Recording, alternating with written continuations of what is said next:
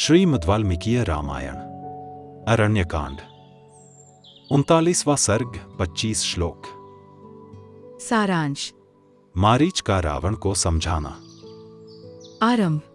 ओम श्री गणेशाय नमः। ओम श्री सीतारामचंद्राभ्याम नमः। श्लोक 1 से 10। मारीच ने आगे कहा, इस प्रकार उस समय तो मैं किसी तरह श्री रामचंद्र जी के हाथ से जीवित बच गया। उसके पश्चात इन दिनों जो घटना घटित हुई है उसे भी सुन लो।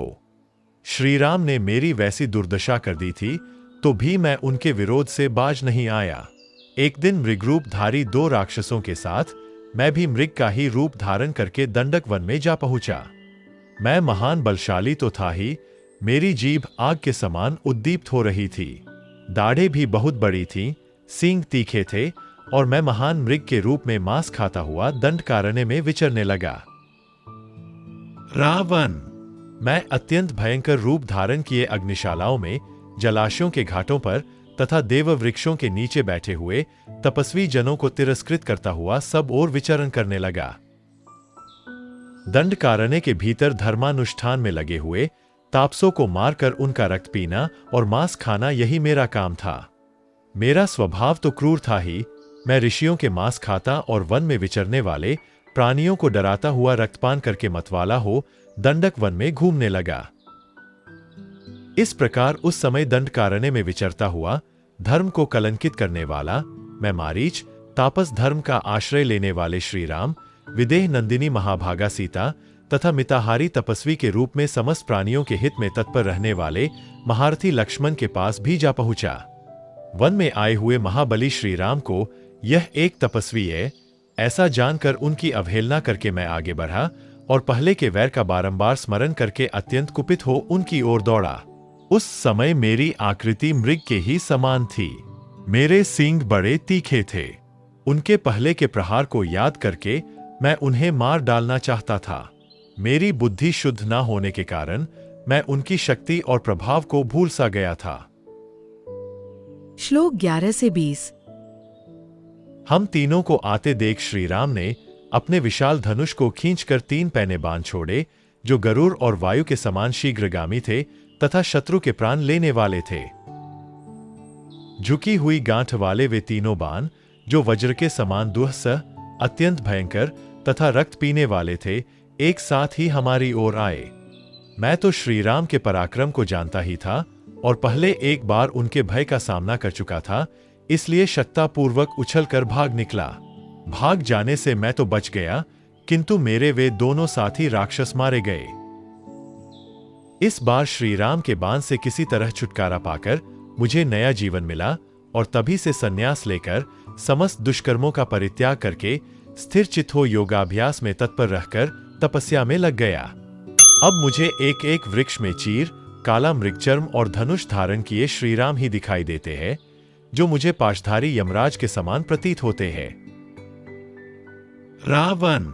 मैं भयभीत होकर हजारों रामों को अपने सामने खड़ा देखता हूं। यह सारा वन ही मुझे राममय प्रतीत हो रहा है। राक्षस राज। जब मैं एकांत में बैठता हूं तब मुझे श्री राम के ही दर्शन होते हैं। सपने में श्री राम को देखकर मैं उद्भ्रांत और अचेत सा हो उठता हूं।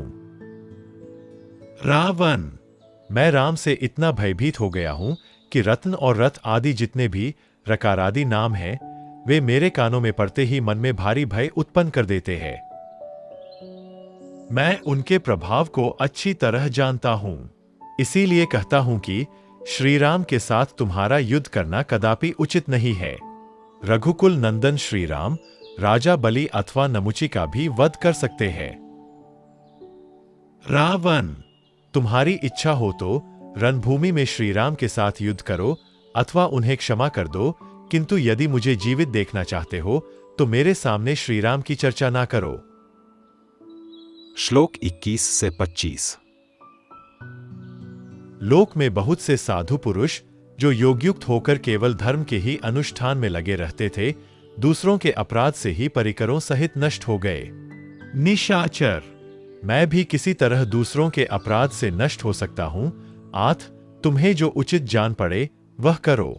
मैं इस कार्य में तुम्हारा साथ नहीं दे सकता, क्योंकि श्री रामचंद्र जी बड़े तेजस्वी, महान आत्मबल से संपन्न तथा अधिक बलशाली है।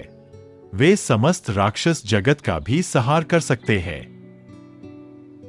यदि शूरपणखा का बदला लेने के लिए जनस्थान निवासी खर पहले श्री राम पर चढ़ाई करने के लिए गया और अनायास ही महान कर्म करने वाले श्री राम के हाथ से मारा गया, तो तुम ही ठीक ठीक बताओ, इसमें श्री राम का क्या अपराध है? तुम मेरे बंधु हो, मैं तुम्हारा हित करने की इच्छा से ही ये बातें कह रहा हूं। यदि नहीं मानोगे तो युद्ध में आज ही श्री राम के सीधे जाने वाले बाणों द्वारा घायल होकर तुम्हें बंधु बांधवों सहित प्राणों का परित्याग करना पड़ेगा। इस प्रकार श्री वाल्मीकि निर्मित आर्ष रामायण आदि काव्य के अरण्यकांड में 39वां सर्ग पूरा हुआ। Presented by doctor T.K. Bansal, a blind scientist. Please like and share this video, and don't forget to subscribe my channel. Jai Shri Ram.